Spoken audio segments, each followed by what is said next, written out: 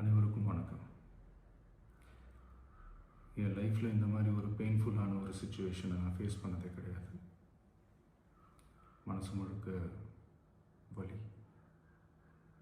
வலி மட்டும்தான்.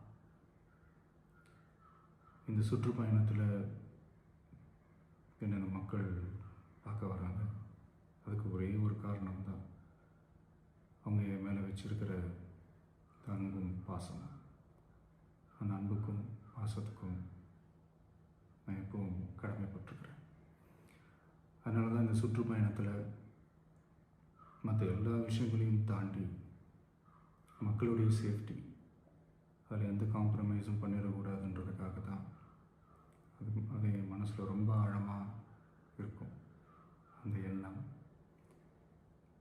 அதனால தான் இந்த அரசியல் காரணங்கள் எல்லாத்தையும் தவிர்த்துட்டு ஒதுக்கி வச்சுட்டு மக்களுடைய சேஃப்டி மட்டும் மைண்டில் வச்சுக்கிட்டு அதுக்கான இடங்களை சூஸ் பண்ணுறது, அதுக்கான இடங்களை பார்த்து பெர்மிஷன் கேட்குறது, போலீஸ் டிபார்ட்மெண்ட்டில் அதை ரிக்வெஸ்ட் பண்ணி கேட்போம்.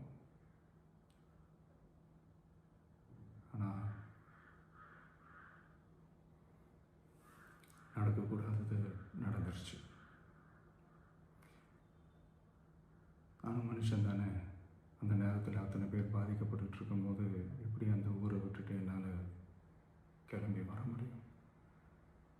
நான் திரும்ப அங்கே போகணும்னு இருந்துச்சுன்னா அதை ஒரு காரணம் காட்டி அங்கே வேறு சில பதட்டமான சுச்சுவேஷன்ஸ், வேறு சில சம்பாவிதங்கள் அந்த மாதிரி எதுவும் நடந்துடக்கூடாதுன்றதுக்காக தான் நான் அவாய்ட் பண்ணேன்.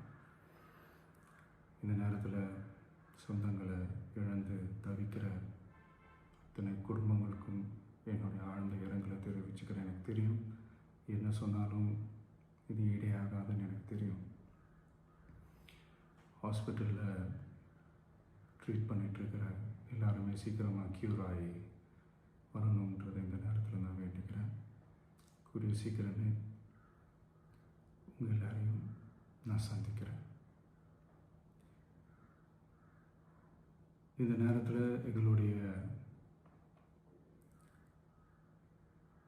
வலிகளை, எங்களுடைய நிலைமையை புரிஞ்சுக்கிட்டு எங்களுக்காக பேசின அரசியல் கட்சிகளை சார்ந்த நண்பர்கள், தலைவர்கள் அனைவருக்கும் என்னுடைய நன்றியை தெரிவிச்சுக்கிறேன். கிட்டத்தட்ட ஒரு 5 மாவட்டத்துக்கு பிரச்சாரத்துக்கு போனோம். இந்த மாதிரி எதுவுமே நடக்கல. ஆனால் கரூரில் மட்டும் ஏன் எப்படி நடக்குது?